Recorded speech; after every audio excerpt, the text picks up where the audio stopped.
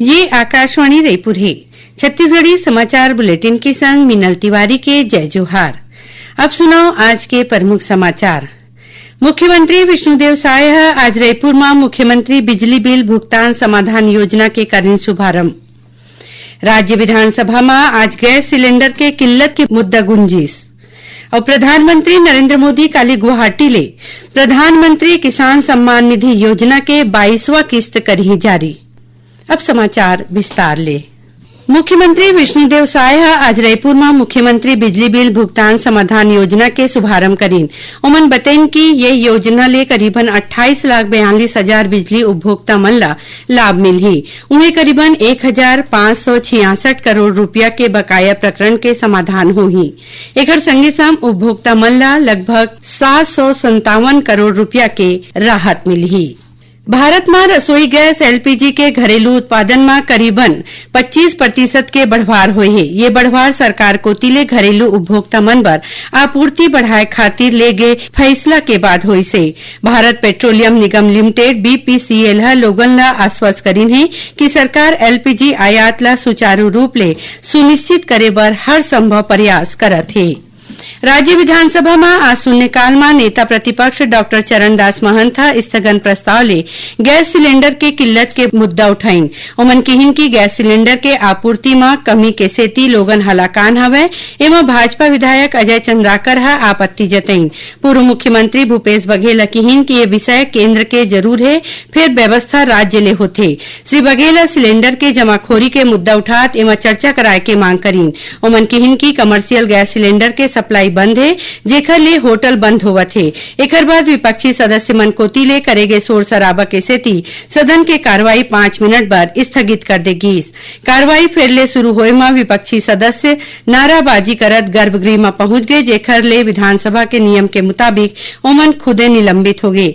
सभापति विपक्ष के स्थगन प्रस्ताव ला अस्वीकार कर दीस। उन्हें आसंदी कहिन की ये केंद्र के विषय हरे, एकर सेती एमत चर्चा नहीं करे जा सके। एकर ले नाराज विपक्षी सदस्य मन नाराबाजी करत सदन ले बहिर्गमन कर दीन।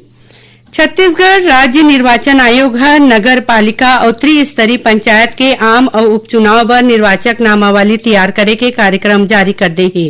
कार्यक्रम के मुताबिक स्थानीय निकाय के निर्वाचक नामावली अवैया 1 अप्रैल के स्थिति के आधार में तैयार करे जाही।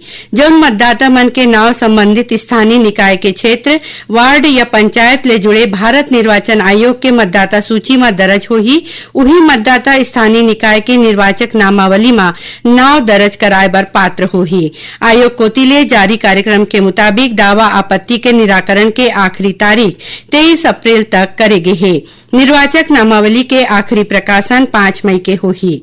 खबर के मुताबिक नगरीय निकाय उपचुनाव में नगर पालिका परिषद सारंगगढ़ और शिवपुर चर्चा में अध्यक्ष के 2, पार्षद के 15 पद खाली है। एक संगे संग नगर पंचायत घुमका, बमनीडीह, शिवनंदनपुर और पलारी में अध्यक्ष के 4 पद के संगे संग पार्षद के 60 पद खाली है।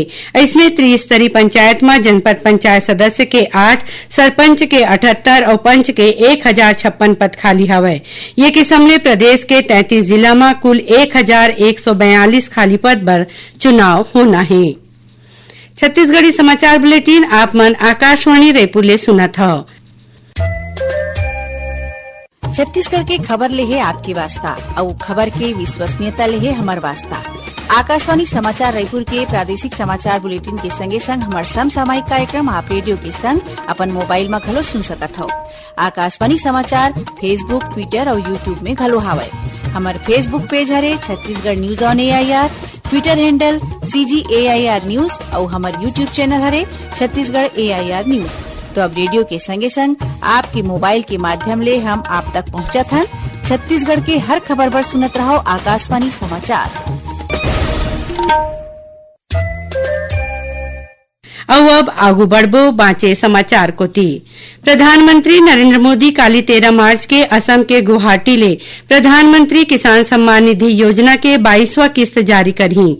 केंद्रीय कृषि मंत्री शिवराज सिंह चौहान आज नई दिल्ली में संवाददाता मन ले गोठ बात करत कहिन कि प्रधानमंत्री श्री मोदी प्रत्यक्ष लाभ अंतरण ले करीबन 9 करोड़ 32 लाख किसान मन के बैंक खाता में 18,640 करोड़ रुपया अंतरित करही। श्री चौहान कहिन कि सरकार है किसान मन बर AI आधारित डिजिटल प्लेटफॉर्म भारत विस्तार के पहली चरण के शुभारंभ करीन है। ये किसान मन ला किसानी ले जुड़े प्रश्न के संबंध में पूरा जानकारी दीही। एमा किसान मन उखर अपन भाषा में फोन कॉल ले जानकारी दे जाही। प्रधानमंत्री किसान सम्मान निधि योजना में छत्तीसगढ़ के 24,71,000 ले ज्यादा किसान मन के खाता में घलो 498 करोड़ 83 लाख रुपया के रकम अंतरित करे जाही। ये दिन ला प्रदेश के सब्बो जिला में पीएम किसान उत्सव दिवस के रूप में मनाए जाही। पीएम किसान उत्सव में प्रदेश के आने आने ग्राम पंचायत मन में किसान बैठका राखे के संगे संग प्रधानमंत्री के कार्यक्रम के सोझे प्रसारण घलो होही।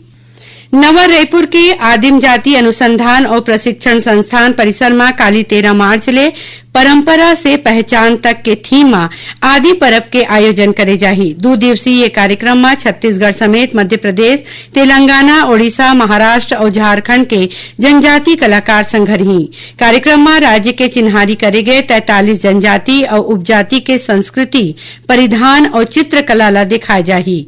ये कार्यक्रम केंद्रीय जनजाति कार्य मंत्रालय के मदद ले होही। छत्तीसगढ़ के जनजाति संस्कृति, कला और परंपरा ला राष्ट्रीय मंच देखाती आदिम पर्व के आयोजन करे जाथे।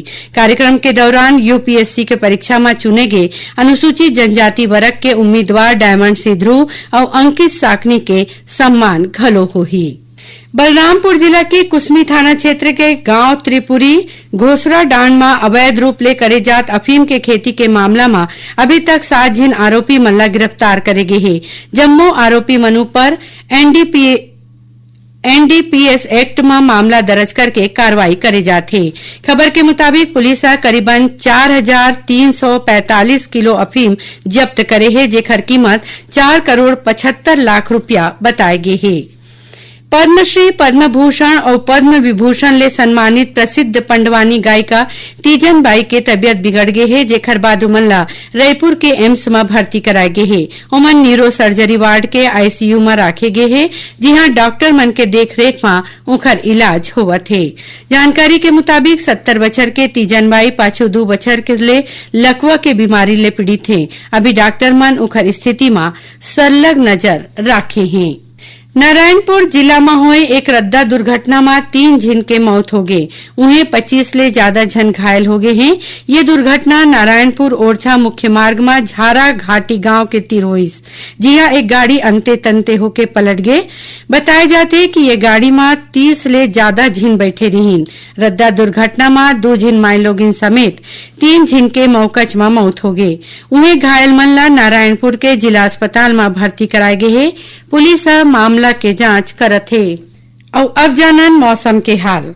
बंगाल के खाड़ी ले आवत नमी के सेती प्रदेश के मौसम में अवैया 2-3 दिन के दौरान फेर बदल होए के संभावना है।